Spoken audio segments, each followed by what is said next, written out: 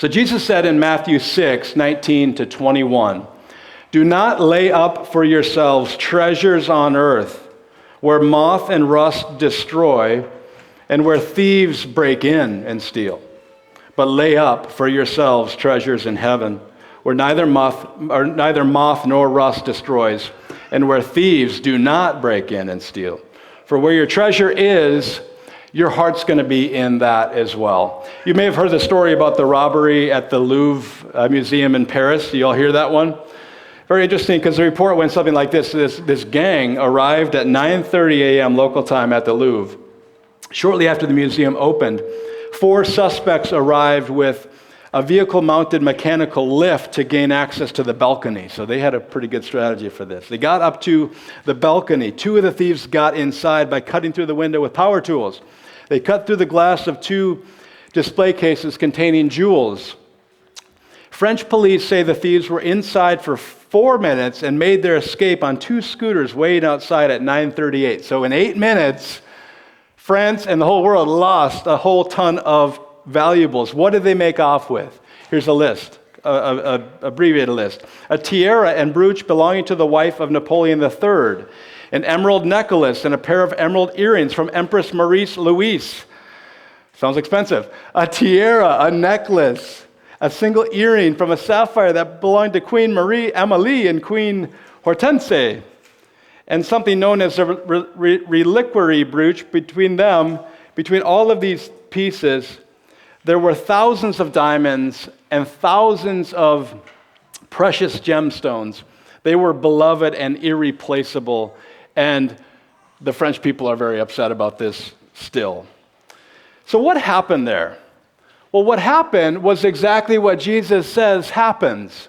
Valuable things were stolen. Some really valuable things were plundered out from under the noses of those who worked in the museum, and Jesus' warnings about treasure on earth became a reality.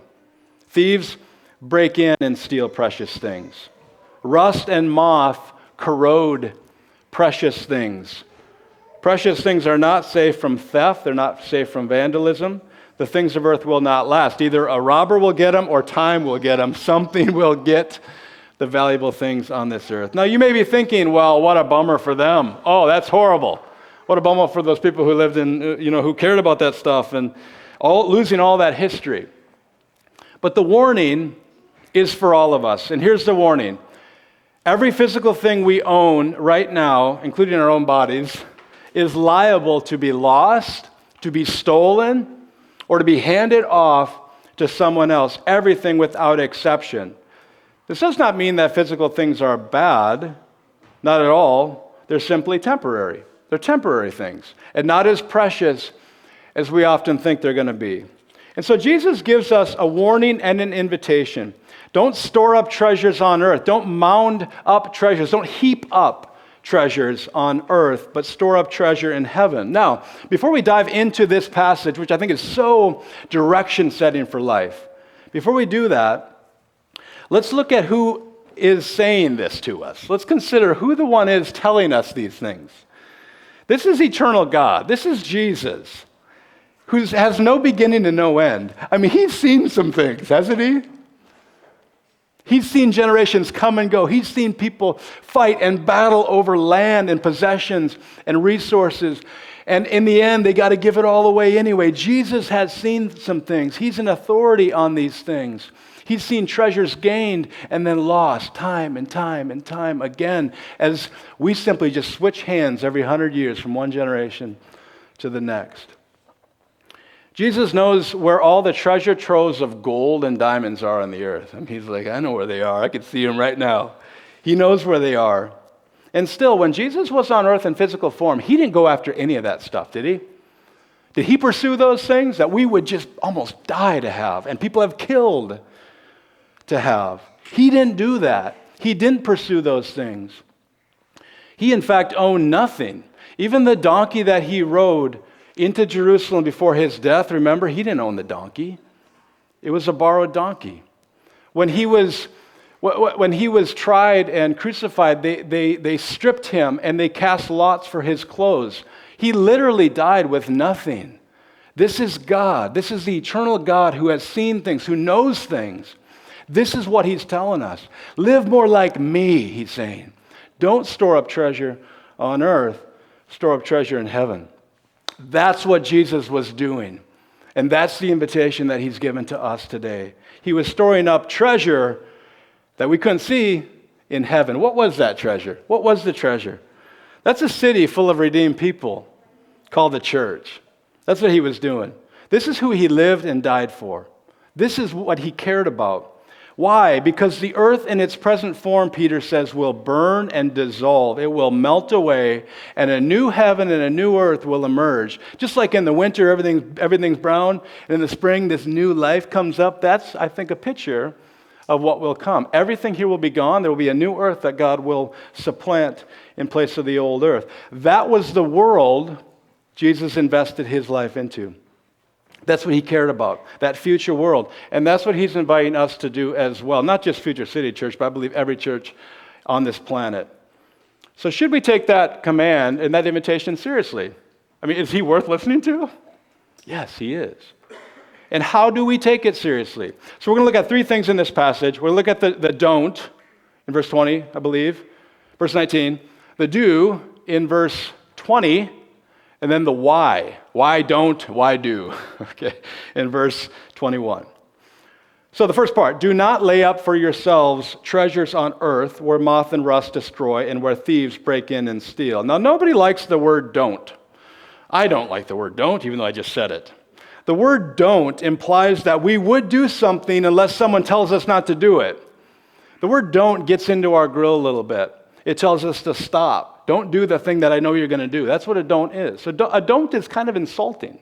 It's a little bit insulting to be told don't. When we were kids, we hear this all the time. I did. Don't talk in class. Don't, fight with your sister or your brother. Don't say mean things to people. Don't leave your dirty socks on the floor. Don't step out onto the road until you hold my hand. Lots of don'ts when you're growing up, but they're necessary, aren't they? Don't touch the hot stove, and on it goes. The don'ts are difficult, but the don'ts keep us alive, especially when we're young. But here's the deal, I think, for a lot of us. We think we get to the age where we don't need don'ts anymore. Like, you don't tell me what to do. That was for little kids. I'm a grown-up now. I don't want anyone telling me don't. Do not. I don't like that. And we think we grow out of it. We think don'ts are for little people. They're for the immature people. The people that don't have life figured out yet. And when we see a don't, we get offended. And this is a huge problem for me in my life when I encounter a don't. And it's a big problem for all of us because the Bible is full of don'ts. There's a big list of them called the 10 Commandments. Have you seen those? A big list of don'ts. Do nots. Do nots. Do not lie. Be honest.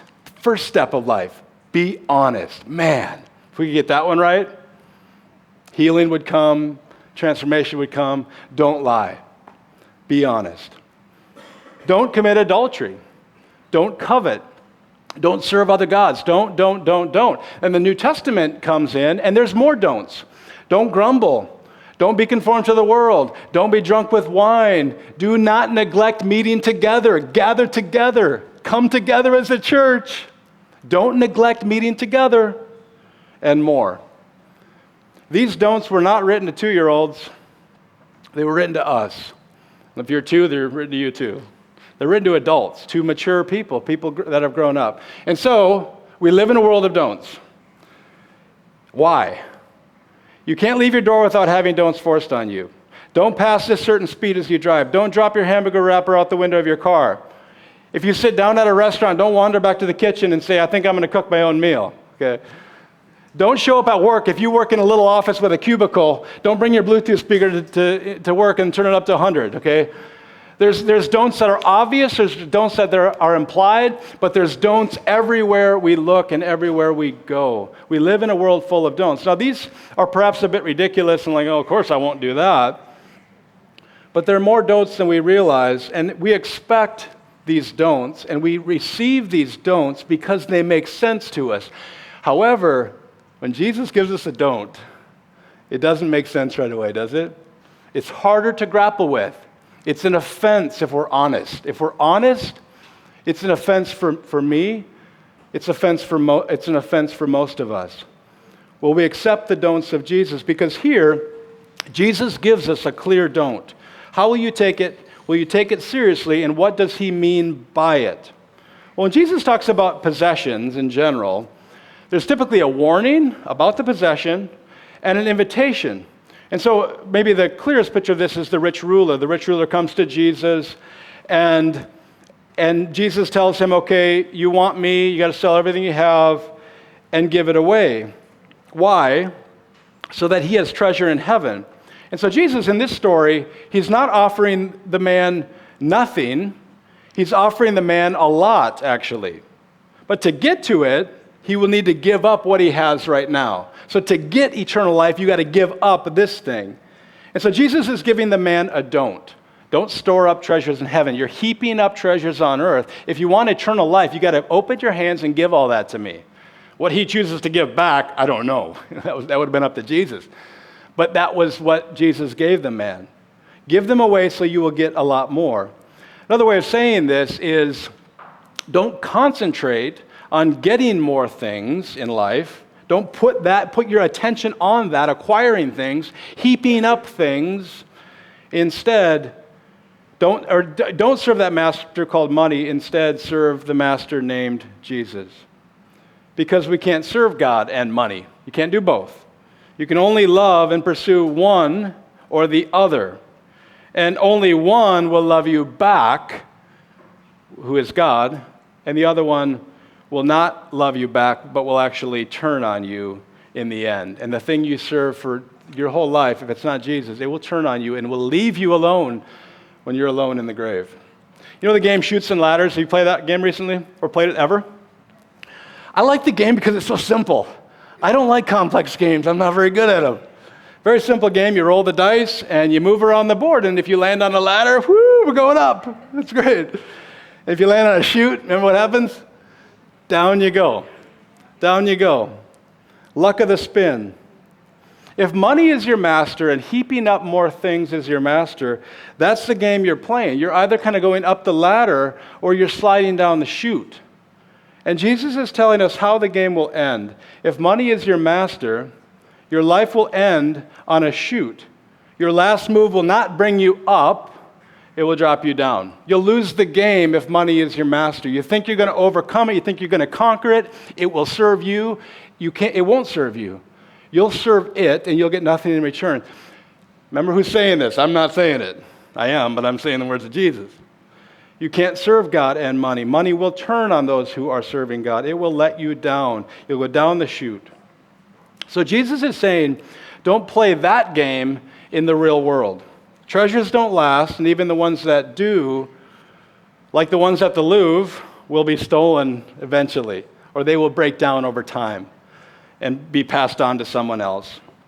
So don't do that. Don't invest your life in that. All gold here is fool's gold. It looks like gold. It kind of feels like gold a little bit, but it has no value. It's not the real thing. So don't live in a way that leaves you with nothing to show for all the work that you have done. Don't store up treasure on earth. Instead, let's get to the do. Store up treasure in heaven. Store up treasure in heaven. Do store up treasure in heaven where thieves can't break in and rust does not corrode. Well, what are those treasures and how do we do that? What does that really look like? Well, Jesus told the rich ruler to sell everything he had and give it to the poor. Remember? That was the exchange. And then if he did that, he would have treasure in heaven. That's how he would invest into that future world to come. So Jesus connected giving up something with getting something. And the way he did that was through generosity. So we store treasure in heaven when we're generous with what we have here on earth. This includes, by the way, not just physical treasure, if you will, but time and abilities and talent and ambition. Investing those things. If you have earthly treasure of any kind, you can convert that into heavenly treasure, and that's a better exchange rate in the end. What an opportunity Jesus is giving. This is an invitation. This is an opportunity. You know the game Monopoly? Another fairly simple game, but it's kind of a savage game too a little bit. Because if you're on the wrong end of a deal and you're landing on everyone else's property, you're bankrupted, you're out of the game. Okay? It's a little bit, can be on the wrong end of that. But you know the game Monopoly, and the money you play with in Monopoly isn't real money, is it? I mean, it's not actual money. You don't like go to the store and pay with Monopoly money. It doesn't really work. Real money and Monopoly money are not equal in value. And the possessions on earth and heaven are not equal in value either. They're not equal in value either. One is only good for a temporary game called life, which is more than a game, of course. But the other is good for an eternal game called the new life, the eternal life, the new heavens and the new earth. So Jesus' point is that real money, real treasure, is something you gain by giving up the lesser treasure. This does not mean, by the way, that we don't work and we don't live in nice houses and we don't have nice things. That's not the point. That's probably a superficial, shallow way of looking at this. That's not the point. Instead, what it means is that we don't consider those things our treasure, and people would look at our life and say, you know, you have some things and whatever, but I can tell you don't consider that your treasure. I mean, it's verifiable by the way you live. It's not about what you have and don't have. That's a superficial way of thinking. It's about what you value, what you treasure. And we want to value generosity more than wealth. Kindness more than the kind of car you drive. Relationships more than real estate. Loving God and our neighbor more than loving the things we own. And that's really between you and God. Between you and God. So it's a matter of concentration. You know, you may think of yourself as a multitasker. Some of us in the room are like, you know, I'm a multitasker. I can do lots of things at one time. And some people really can. And they can do a variety of things at once. And good for you, and that's a good thing. But you may have a high capacity for that, but the heart can't do that. The heart can't multitask. The heart can only go one direction. It can only focus on one thing at a time. It can only concentrate on one thing at a time. It can't love two different things. It cannot focus and pour itself into two different things. You can't serve God and money, Jesus says. So then you can't store up treasure on earth, all the while storing up treasure in heaven. You choose one or the other. Now notice what Jesus didn't say again. He doesn't say don't have nice stuff. He doesn't say that. He says don't store up, don't heap up treasure on earth. Instead, heap up, amass treasure in heaven. So everyone is storing treasure. Everyone does it. It's somewhere. Your treasure is somewhere. Maybe it's a little thing that no one else thinks is amazing, but to you it's amazing. You have your treasure. You are storing it somewhere, Jesus is saying. It's somewhere, and it's a positive action. Even if you have very little worldly treasure, you might be the wealthiest person in the room in 100 years. You might have more than all of us combined because the way you're living is all about the next world to come, the future world of God, the new heavens and the new earth that Jesus thought about, that Jesus lived for, and that's why he died with nothing. Now to the last point, why do this? Don't do that. Do this. Why? Why do this? Well, because where your treasure is, Jesus says, your heart's going to be there too. There your heart will be also. This is a curious phrase, isn't it? Because Jesus did not say, where your heart is, there your treasure will be. He doesn't say it like that. He says, where your treasure is, you're going to put your heart in that treasure. Okay? Let's tease that out a little bit. We decide in life, what do I treasure? What do I value? And then we put our heart into it. It's a decision. We find what's valuable and then we put our life into it. We put our effort into it. We throw everything at it. Why? Because it's valuable. The treasure, in other words, does not follow the heart. The heart follows the treasure. The treasure tells the heart where to go. So here's what we all do. We decide what or who we will pursue in life, and then we pour everything into it to get it because we want it. If you go through 4 years of college and make it to graduation day, I went through like 5.5 because of community college. You end up with a bunch of wasted credits.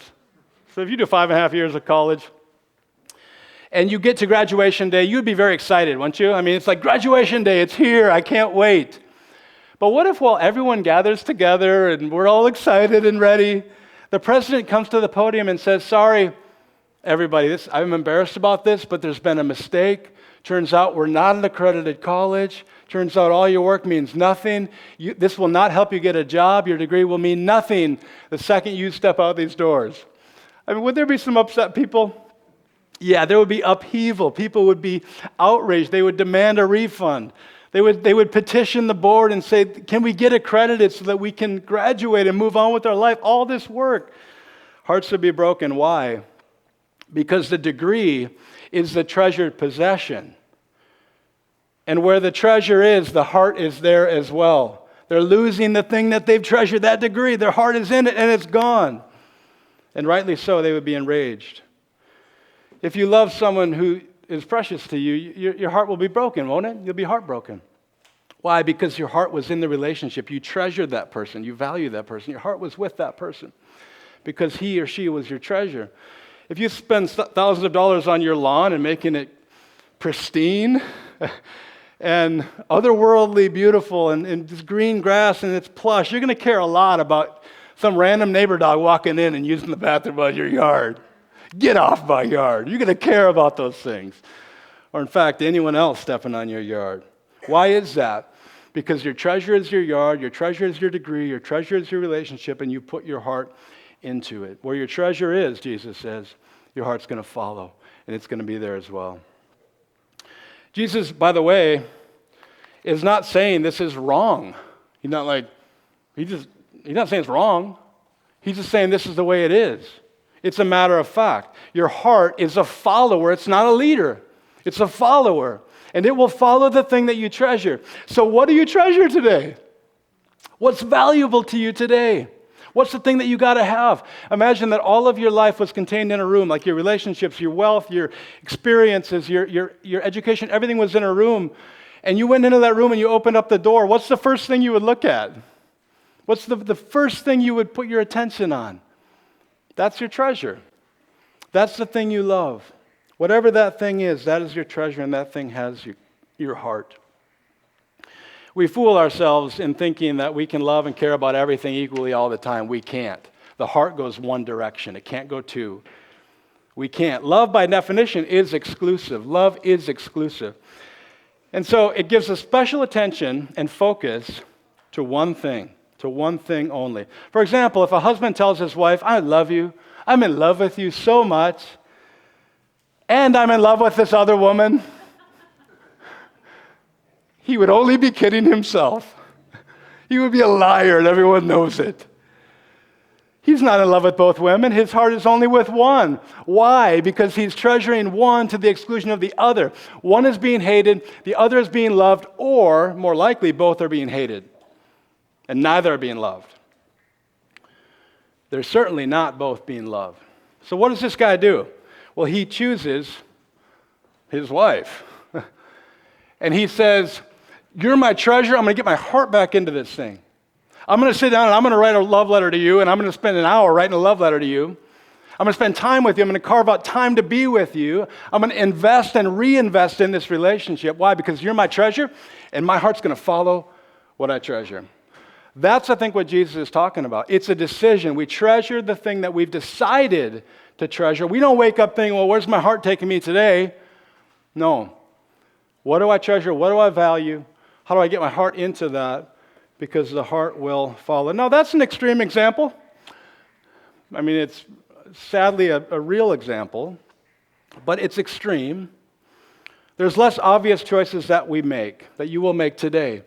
What are you pouring enormous amounts of energy into day after day after day? Is it heaping up treasure on earth, or is it investing in the world still to come? What is that thing that you rush to? When you open the door of your life, you go right to that.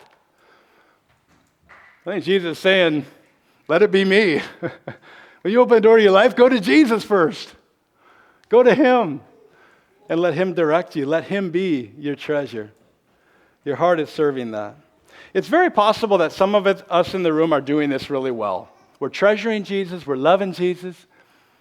That's terrific. I hope that's you. Most of us in the room, including the one up here right now, struggles to do this. In fact, we all struggle to do this, don't we? We struggle with this. There's a good chance that most of us right now are really in this tug of war. We're serving some unworthy master. It's probably not a bad thing. It's just the wrong thing. It doesn't deserve preeminence in your heart. Your heart is too much in that. That's your treasure too much, and it's not Jesus. And there is a battle here. There is a delineation here, I think, that God wants us to come to grips with. What do you treasure? Who do you treasure? What has value? Because your heart will go after that. And how different could our life be if we treasured the things that Jesus treasured? Relationships over property, and love over gaining more and amassing more for ourselves. How different would our life be? Here's the hopeful thing. If that's you, if your heart's being drug away by some other treasure, you can stop right now. We can stop and tell the heart where to go and where to not go. Remember what God's people were told in Joshua 24. I think this is on the screen. Now, therefore, fear the Lord and serve him in sincerity and in faithfulness. Put away the gods that your fathers, maybe mom and dad, grandparents used to serve beyond the river and in Egypt. Instead, you today serve the Lord. If it's evil in your eyes to serve the Lord, choose this day whom you will serve, whether the gods your fathers served in the region beyond the river or the gods of the Amorites in whose land you dwell. But as for me and my house, Joshua said, wow, we will serve the Lord. This came after God's people were brought out of Egypt and into the wilderness. They've been saved. They've seen incredible things. And some of you have maybe seen amazing things in your life, but you're still like, oh, I'm just still being pulled away to my old life. My family of origin, their influence is taking over my life right now. We're all tempted to go back and serve the other gods. And this invitation is amazing that God gives, because we can stop right now. And even if your heart is not in a good spot, it can change. How? How does the heart change? Not by chance, not by sitting around waiting to get zapped, by choice, by an invitation from Jesus to say, treasure me. Make me your treasure. Your heart will follow, and see your life transformed, and see the people in your life, their lives transformed as well.